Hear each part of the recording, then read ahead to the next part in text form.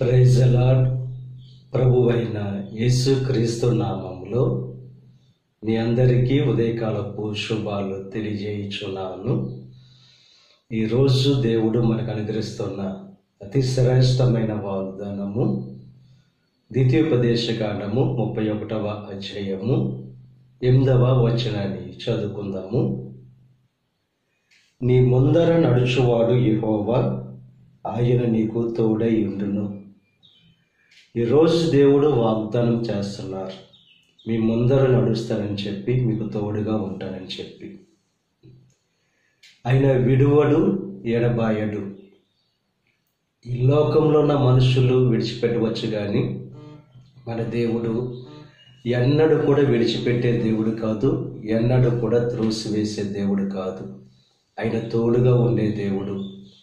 ఇశ్రాయేలు ప్రజలకు ముందుగా ఉండి వారిని నడిపించిన దేవుడు.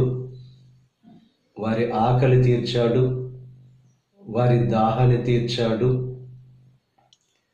ఎర్ర సముద్రం ఎదురుగా వచ్చినప్పుడు 2 పాయలుగా చేసి ఆరిన నేల మీద నడిపించిన దేవుడు.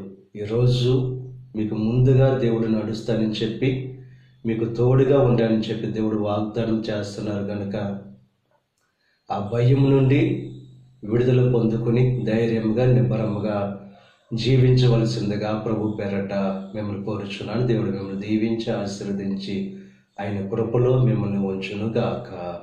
ఆమేన్. ప్రార్థన చేసుకుందాం. పరిశుద్ధుడా, మహోన్నతుడా, కృప కలిగిన దేవ, ఈ ఉదయకాల సమయంలో ప్రార్థించుకోవడానికి ఇచ్చిన ప్రత్యేకమైన సమయాన్ని బట్టి నీకు స్తుతులు చెల్లిస్తున్నాం దేవా.